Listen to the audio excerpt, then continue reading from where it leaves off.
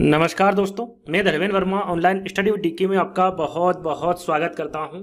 आज जो हम बात करने वाले हैं यूपी टेट एग्जाम के लिए, यहाँ पर देखिए पर्यावरण से संबंधित दिवस हम कल ही आपको ये वीडियो दे चुके हैं। आज जो हम बात करेंगे सौर मंडल सोलर सिस्टम से संबंधित जितने भी प्रश्न आज के बन रहे हैं 2011 से लगाकर 2022 तक जो आपकी यूपी टेट की एग्जाम हुई है उसमें जो प्रश्न बन रहे हैं वो सारे प्रश्न इस वीडियो के माध्यम से आपको बताए जाएंगे। यदि आप हमारे रेगुलर वीडियो देख रहे होंगे तो आपको सभी को पता होगा हर एक प्रश्न की यहाँ पर व्याख्या की जा रही है, तो आपको स्किप नहीं करना है, वीडियो को पूरा देखना है और अंत में हमें जरूर बताना है कि आज का जो वीडियो है वो आपको कैसा लगा। यदि आपको इसकी पीडीएफ चाहिए तो आप हमारे app online study with DK को डाउनलोड कर सकते हैं। वहां पर आपको ये पीडीएफ फ्री में मिल जाएगी। आपको जो पढ़ाई करना है वो बिना ऐड के करना है, किसी भी प्रकार का वहां पर ऐड आपको नहीं दिखेगा। तो ऐप को डाउनलोड कर लीजिएगा और रेटिंग जरूर दे दीजिएगा, है ना। रेटिंग देने में आप कंजूसी करते हैं, रेटिंग जरूर दीजिएगा। पहले इंस्टॉल कर लीजिएगा, ऐप को देख लीजिएगा, उसके बाद आपको यहाँ पर रेटिंग देना है कि ऐप से आपको कैसा लगा।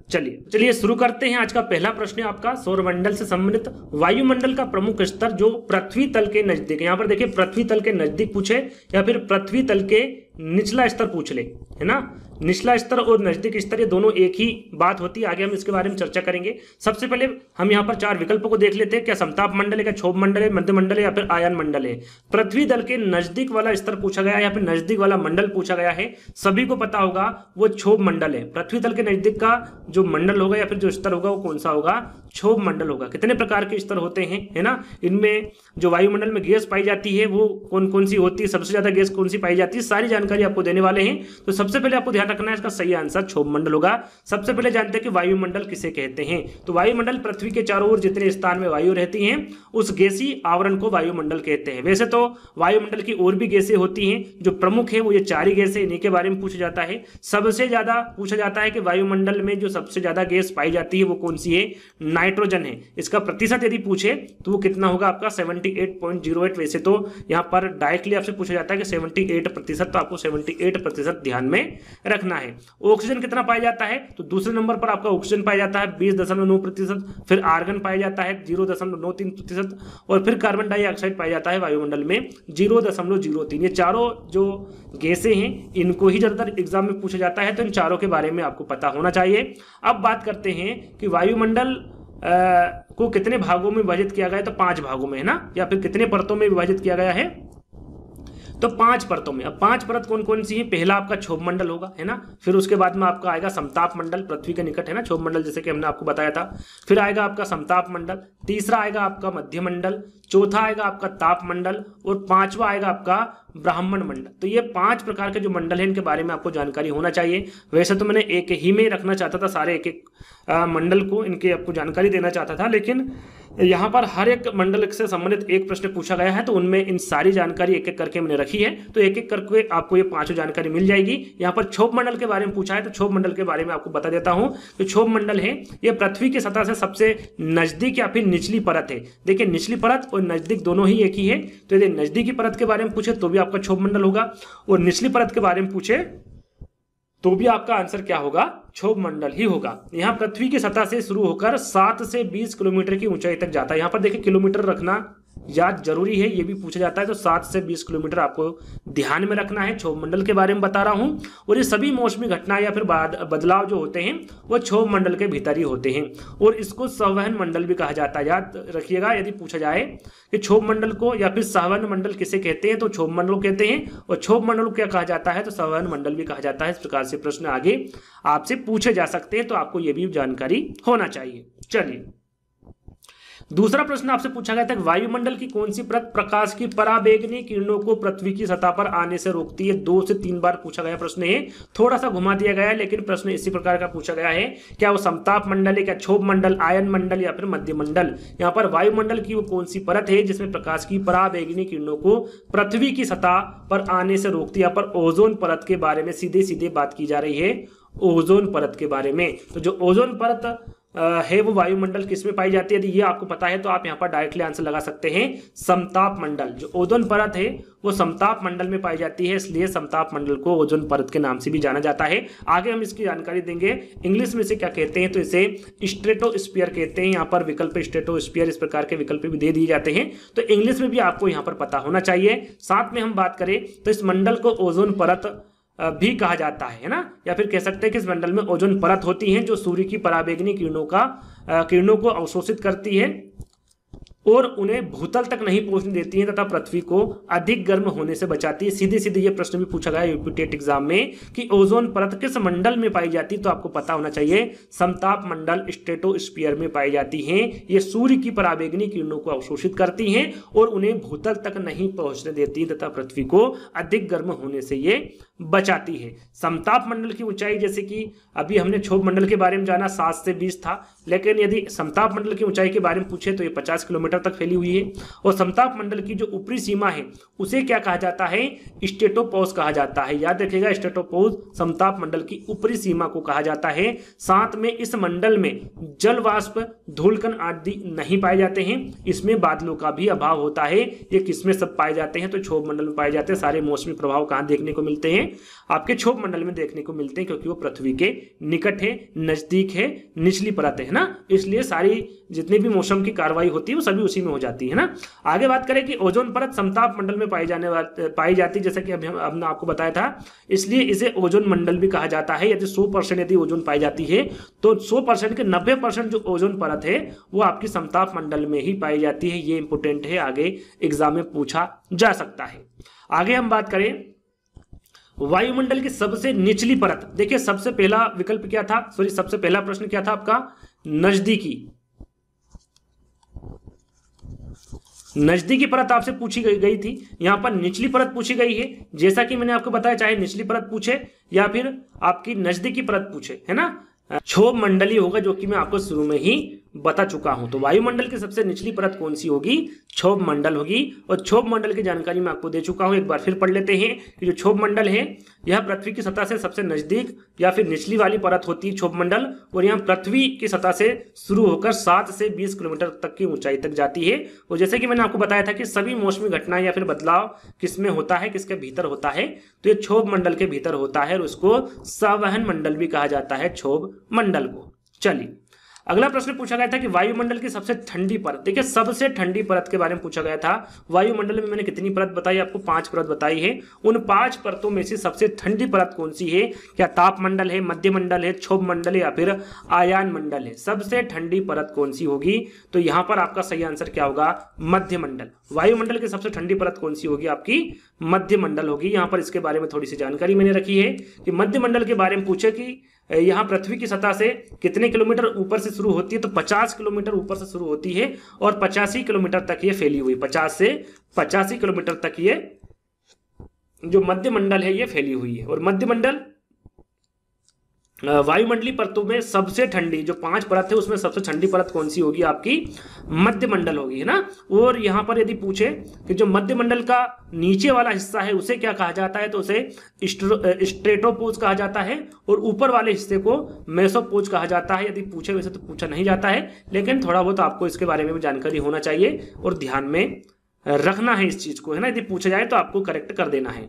आगे बात करें, इसके भीतर पेसोपोज पर 0 डिग्री सेल्सियस तापमान से स्ट्रेटोपोज पर -90 डिग्री सेल्सियस तक कम हो जाता है। यहाँ पर जैसे जैसे आप जाते जाएंगे वैसे वैसे ठंडी आपको वहां पर जो ठंडा मौसम है, सबसे ठंडी जगह आपको वहां पर मिलती जाएगी। तो यहाँ पर इसके बारे में भी आपको जानकारी होना चाहिए। आगे हम बात करेंगे, अगला प्रश्न है आपका, सूर्य के हानिकारक किरणों से पृथ्वी को कौन सा स्तर सुरक्षित रखता है। सूर्य की हानिकारक किरणें, देखिए प्रश्न को थोड़ा सा घुमा दिया गया है, लेकिन पूछा क्या गया है, ओजोन परत के बारे में ही पूछा गया है। ओजोन परत है ना, हानिकारक किरणें ओजोन परत के बारे में ही यहाँ पर सीधे सीधे पूछा गया है। तो यदि इस प्रकार से प्रश्न पूछा जाए तो आपका आंसर क्या होगा, सूर्य के हानिकारक किरणों से पृथ्वी को कौन सा स्तर सुरक्षित रखता है।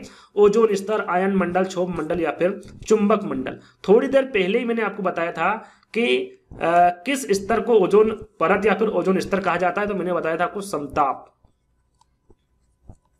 समताप मंडल को ओजोन मंडल या फिर ओजोन स्तर भी कहा जाता है। तो उस हिसाब से आपका सही आंसर क्या होगा, ओजोन स्तर होगा। पहला वाला विकल्प आपका सही होगा। समताप मंडल के बारे में आपको जानकारी दे चुका हूं, एक बार फिर पढ़ लेते हैं। ओजोन स्तर आपका इसका करेक्ट आंसर होगा। समताप मंडल को इंग्लिश में स्ट्रेटोस्फीयर कहते हैं, और ओजोन परत समताप मंडल में पाई जाती है, जैसा कि मैंने आपको बता दिया है। इसलिए इसे ओजोन मंडल या फिर ओजोन स्तर भी कहा जाता है। कितनी प्रतिशत पाई जाती है, लगभग 100% में से 90% जो ओजोन परत पाई जाती है वो समताप मंडल में पाई जाती है। और इस मंडल में ओजोन परत होती है जो सूर्य की पराबैंगनी किरणों का किरणों को अवशोषित करती है और उन्हें भूतल तक नहीं पहुंचने देती है तथा पृथ्वी को अधिक गर्म भी नहीं होने देती है। यदि इसकी ऊंचाई की बात करें तो 50 किलोमीटर तक फैला हुआ है और इसकी ऊपरी सीमा को क्या कहा जाता है, स्ट्रेटोपोज कहा जाता है। इसके बारे में आपको जानकारी होना चाहिए। अगला प्रश्न भी ओजोन परत से ही संबंधित है, लेकिन थोड़ा सा इसको घुमा दिया है। इसकी मोटाई किससे मापी जाती है ओजोन परत की, इसके बारे में पूछा गया है ना। किसके बारे में पूछा गया है, ओजोन परत की मोटाई किससे मापी जाती है, किलोमीटर में, सॉरी किसमें मापी जाती है, किलोमीटर में, डॉप्सन इकाई में, फेदम में या फिर प्रकाश वर्ष में। तो इसके बारे में आपको मुझे लगता है सभी को पता होगा कि जो ओजोन परत की मोटाई मापी जाती है वो डॉप्सन इकाई में मापी जाती है। किसमें मापी जाती है, डॉप्सन इकाई में मापी जाती है। तो यहाँ पर डॉप्सन इकाई आपका बिल्कुल सही आंसर होगा। ओजोन परत की जो मोटाई है वो डॉप्सन इकाई में मापी जाती है। अगला प्रश्न है आपका, वायुमंडल का प्रमुख स्तर जो पृथ्वी के सबसे पास है। देखिए वायुमंडल का प्रमुख स्तर जो पृथ्वी के सबसे पास है उसके बारे में आपको बताना है, और यदि आप इसको ध्यान से पढ़ेंगे तो आंसर वही है, लेकिन थोड़ा सा घुमा दिया गया है। या जैसे कि मैंने शुरू में बताया था, निचला स्तर पूछे है ना, नजदीकी स्तर पूछे या फिर सबसे पास का स्तर पूछे, है ना। तीनों का मतलब एक ही, आपको थोड़ा सा प्रश्न को समझना है और आंसर पर टिक करना है कि आंसर आपका क्षोभ मंडल होगा। निचला स्तर पूछे, नजदीकी स्तर पूछे या फिर सबसे पास का स्तर पूछे, आंसर आपका क्षोभ मंडल ही होगा, है ना। इस बात का आपको विशेष ध्यान रखना। देखिए एक ही प्रश्न को कितनी बार घुमाकर पूछा है, आंसर आपका वही होगा। और इसी प्रकार से यूपीटेट एग्जाम में प्रश्न पूछे जाते हैं। और क्षोभ मंडल के बारे में मैं आपको सारी जानकारी दे चुका हूं 2 बार, अब इसके बारे में नहीं बताऊंगा, बात वही इसमें लिखी हुई है। 7वां प्रश्न है आपका, वायुमंडल की ऊपरी सीमा पर प्रति इकाई क्षेत्र में प्राप्त होने वाली सौर्य विकिरण कहलाती है। यहां पर देखिए जो सौर्य विकिरण है जो कि वायुमंडल की ऊपरी सीमा पर प्रति इकाई क्षेत्र में प्राप्त होने वाली सौर्य विकिरण को क्या कहते हैं या फिर वो क्या कहलाती है, क्या सूर्य तप कहलाती है, उष्मा बजट, सौर स्थिरांक या फिर सौर्य ऊर्जा। जब इस प्रकार का प्रश्न पूछा जाता है तो राइट आंसर आपका होगा वायुमंडल की जो ऊपरी सीमा पर प्रति इकाई क्षेत्र में प्राप्त होने वाली सौर्य विकिरण है वो सौर्य स्थिरांक कहलाते। क्या, सौर्य स्थिरांक। तीसरा वाला विकल्प आपका बिल्कुल सही होगा। पृथ्वी के वायुमंडल के ऊपरी सतह पर प्रति इकाई क्षेत्रफल पर प्रति सेकंड प्राप्त होने वाली जो सौर्य ऊर्जा है उसे क्या कहा जाता है, सौर स्थिरांक कहा जाता है। इसके बारे में आपको पता होना चाहिए, ये आपके एग्जाम में पूछा गया प्रश्न है और आगे भी पूछा जा सकता है। अगला प्रश्न है, अब यहां पर ग्रह से संबंधित प्रश्न पूछा गया है टाइटन के बारे में। टाइटन क्या है, एक उपग्रह है। क्या है ये, एक उपग्रह है टाइटन। टाइटन किस ग्रह का प्राकृतिक उपग्रह है। यहां पर देखिए प्राकृतिक उपग्रह, इनके बारे में सारी जानकारी दूंगा एक एक करके। सबसे पहले जान लेते हैं टाइटन किस ग्रह का प्राकृतिक उपग्रह, क्या वरुण का है, क्या बुध का, शनि का, शुक्र का। तो यदि आपको पता होगा टाइटन किसका उपग्रह है, शनि का है। किसका है, शनि का। यदि पूछे कि सबसे ज्यादा जो उपग्रह है वो किसके हैं, तो वो भी किसके होंगे, शनि के होंगे। आगे हम बात करेंगे। यहां पर आप देखिए शनि आपका यहाँ पर करेक्ट आंसर होगा इस प्रश्न का। तो हम थोड़ा सा शनि ग्रह के बारे में आपको बता देते हैं कि शनि ग्रह का सबसे बड़ा उपग्रह कौन सा होता है, टाइटन होता है। कौन सा होता है, टाइटन। वैसे आप सभी को पता होगा कि सौरमंडल में कुल कितने ग्रह होते हैं, तो 8 ग्रह होते हैं। कितने होते हैं, 8 ग्रह होते हैं। कौन कौन से, आपका बुध हो गया, शुक्र, पृथ्वी, मंगल, बृहस्पति, शनि, अरुण एवं वरुण। ये 8 प्रकार के ग्रह होते हैं जिनके बारे में आपको एक एक करके जानकारी होना चाहिए। जो यहाँ पर प्रश्न में पूछे गए उन सभी के बारे में मैं एक एक करके आपको जानकारी भी दूंगा। देखिए शनि ग्रह सूर्य से दूरी के क्रम में कौन से स्थान पर है, 6वें स्थान पर है। कौन से स्थान पर है, यहां पर आप देख सकते हैं 6वें स्थान पर है शनि ग्रह सूर्य से दूरी। ये सूर्य से दूरी के अनुसार ही इन ग्रहों को रखा गया है ना। तो 6वें स्थान पर है और यह सौरमंडल का दूसरा सबसे बड़ा ग्रह है। यदि बड़ा ग्रह के बारे में पूछे तो आपका कौन सा होगा, सबसे पहला ग्रह होगा आपका बृहस्पति जो कि आगे लिखा हुआ है। और दूसरा सबसे बड़ा ग्रह कौन सा होगा, आपका शनि होगा। कौन सा होगा, शनि ग्रह होगा। और सौरमंडल में सबसे ज्यादा उपग्रह किसके हैं यदि पूछा जाए तो शनि के हैं। कितने हैं, 82 उपग्रह है, जिसमें सबसे बड़ा ग्रह कौन सा होगा, आपका टाइटन होगा, है ना। और आगे हम बात करें कि हमारे सौरमंडल का सबसे बड़ा ग्रह जैसे कि मैंने आपको बताया बृहस्पति है, और सबसे छोटा ग्रह और सूर्य के निकटतम ग्रह। देखिए दोनों प्रश्न पूछे जाते हैं कि वायुमंडल में सौरमंडल में सबसे छोटा ग्रह कौन सा है, तो आपको पता होना चाहिए वो बुध है। और प्रश्न पूछा जाता है कि सूर्य के निकटतम ग्रह कौन सा है, तो वो भी आपका क्या होगा, बुध होगा, है ना। और टाइटन बुध ग्रह से भी बड़ा है, याद रखिएगा। जो टाइटन जो कि एक उपग्रह है, बुध ग्रह इतना छोटा है यानी कि टाइटन ग्रह से भी छोटा है। तो यहाँ पर आपको ध्यान रखना है कि टाइटन बुध ग्रह से भी बड़ा है। और सौरमंडल का सबसे बड़ा प्राकृतिक उपग्रह के बारे में पूछे तो आपको पता होना चाहिए वो क्या होगा, आपका चंद्रमा होगा। सौर मंडल का सबसे बड़ा प्राकृतिक उपग्रह क्या होगा? आपका चंद्रमा होगा। और चंद्रमा किसका उपग्रह है? तो आपको पता होगा सभी को, किसका है ये? पृथ्वी का उपग्रह है चंद्रमा, है ना।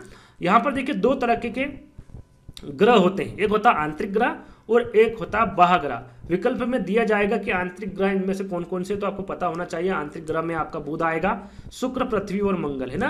बाह्य ग्रह में कौन कौन से ग्रह आते हैं? बृहस्पति, शनि, अरुण और वरुण। ये 8 ग्रह आते हैं, 4 ऊपर और 4 नीचे। इनके बारे में आपको पता होना चाहिए कि आंतरिक ग्रह के अंतर्गत कौन कौन से ग्रह होते हैं और बाह्य ग्रह के अंतर्गत कौन कौन से ग्रह आते हैं, ये आपको जानकारी होना चाहिए। चलिए अगला प्रश्न है आपका, यहाँ पर जैसे कि मैंने आपको बताया था फोटो कहाँ पर आना था, यहाँ पर आना था। सूर्य के निकटतम ग्रह कौन सा? सूर्य के निकटतम ग्रह कौन सा होगा? आपका मंगल है, बृहस्पति है, शुक्र है या फिर बुध है ना। सूर्य से निकटतम ग्रह के बारे में पूछा गया है, तो आप सभी को पता होगा इसका आंसर। जल्दी से आप भी इसको कमेंट्स के माध्यम से बता सकते हैं कि सूर्य के निकटतम ग्रह कौन सा है। अभी मैंने 8वें प्रश्न में ही आपको बताया था, तो इसका सही आंसर क्या होगा? आपका बुध होगा, है ना। सूर्य का निकटतम ग्रह कौन सा होगा? आपका बुध होगा। ये अभी थोड़ी देर पहले ही मैंने आपको बताया था। यहां पर बुध के बारे में जान लेते हैं। सबसे बड़ा ग्रह पूछे या फिर सूर्य के निकटतम ग्रह पूछे, जैसा कि अभी आपको बताया था, वो बुध ग्रह है। सौर मंडल के ग्रह सूर्य से दूरी के क्रम में अभी आपको बताया था, बुध है, शुक्र है, पृथ्वी है, मंगल है, बृहस्पति, शनि है, यूरेनस है और नेपच्यून है। ये 8 प्रकार के जो ग्रह है ये सूर्य से दूरी के क्रम में रखे गए हैं। और इसी सूर्य की परिक्रमा करने में लगभग बुध को कितना समय लगता है?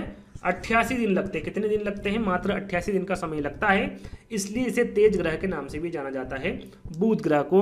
और अपने अक्ष पर जो घूर्णन है वो कितने दिनों में करता है? तो वो 59 दिनों में करता है, 59 दिन में करता है। और यह सबसे छोटा ग्रह है जिसका कोई अपना उपग्रह नहीं है। याद रखिएगा, बुध का कोई भी अपना उपग्रह नहीं है, इसके बारे में भी आपको जानकारी होना चाहिए। और ये सबसे छोटा ग्रह भी है। और पृथ्वी के निकटतम ग्रह के बारे में पूछे, जैसे कि सूर्य के निकट तो बुध है, लेकिन पृथ्वी के निकटतम ग्रह कौन सा होगा? आपका शुक्र होगा। कौन सा होगा? शुक्र होगा आपका पृथ्वी के निकटतम ग्रह। तो यहां पर इस बात का भी आपको विशेष ध्यान रखना है। अंतिम प्रश्न, टोटल यहां पर देखिए 10 प्रश्न पूछे गए थे। पृथ्वी के वातावरण की किस सतह में ओजोन परत पाई जाती है? पृथ्वी के वातावरण की किस सतह में ओजोन परत पाई जाती है? ट्रोपोस्फियर, स्ट्रेटोस्फियर, मीसोस्फियर या फिर आइनोस्फियर। यहाँ पर देखिए सभी के सभी जो विकल्प हैं वो इंग्लिश में दिए हुए हैं, तो आपको पता होना चाहिए किसको क्या कहा जाता है। तो यहाँ पर पृथ्वी के वातावरण की सतह को ओजोन परत किस में पाई जाती है, इसके बारे में आपको बता चुका हूँ। समताप मंडल में पाई जाती है। और समताप मंडल को क्या कहा जाता है? स्ट्रेटोस्फियर कहा जाता है। तो यहाँ पर सेकंड वाला विकल्प आपका सही होगा। और स्ट्रेटोस्फियर यानी कि समताप मंडल के बारे में सारी जानकारी दे चुका हूँ। यदि आपको इसकी जानकारी चाहिए तो आप इसको पढ़ सकते हैं, क्योंकि वीडियो को मैं यहीं समाप्त करूंगा। क्योंकि टोटल यहाँ पर 10 प्रश्न पूछे गए थे। टोटल अभी तक 10 एग्जामें हुई हैं और 10 में 10 ही प्रश्न पूछे गए थे। और इन्हीं प्रश्नों को बार बार रिपीट किया गया था, यानी कि एक परीक्षा में एक पेपर में 2 प्रश्न या फिर 3 प्रश्न पूछे गए थे और इन्हीं प्रश्नों को